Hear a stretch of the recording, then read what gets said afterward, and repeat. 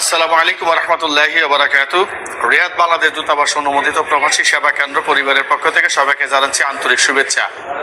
আপনারা একটি জিনিস জানেন যে ভাই যেই জায়গায় আছেন, বিশেষ করে আলগাসিম বুরাইদা যারা রয়েছেন, দাম্মাম যারা রয়েছেন, নাজরানে রয়েছেন, আবাখামি, জিজান, সুরুরা, অদ্দিত ওয়াসার, মদিনা, জেদ্দা, ইয়াম্বো, তায়েফ, তাবুক সকল জায়গায় কিন্তু প্রবাসী সেবা কেন্দ্র অফিস রয়েছে, আল কুরাইয়াতে রয়েছে।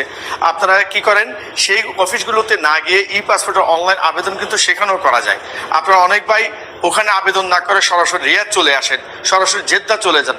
তাদের বলবো দয়া করে যেই যে জায়গায় প্রবাসী সেবা কেন্দ্র অফিস রয়েছে সেখানে যাবেন, ই পাসপোর্টের আবেদন করবেন, ফাইলটা রেডি করবেন। যখন যেদিন যেই তারিখে আপনি ফিঙ্গার ডেট পাবেন, যে সময় পাবেন, তখন সেখানে চলে যাবেন।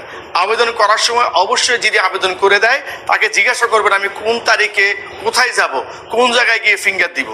এই বিষয়গুলো সুনিশ্চিত হবেন।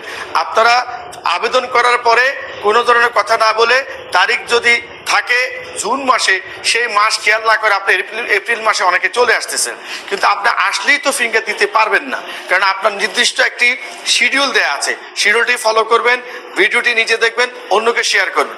আরেকটি কথা বলি, ফিঙ্গার দেওয়ার ক্ষেত্রে অবশ্যই সাদা জামা গায়ে দিয়ে যাবেন না। আমার ভিডিও কারো ভালো লাগবে, কারো লাগবে না। যাদের ভালো লাগবে তারা ভালো পরামর্শ গ্রহণ করবেন, যারা ভালো লাগবে না তারা এড়িয়ে যাবেন।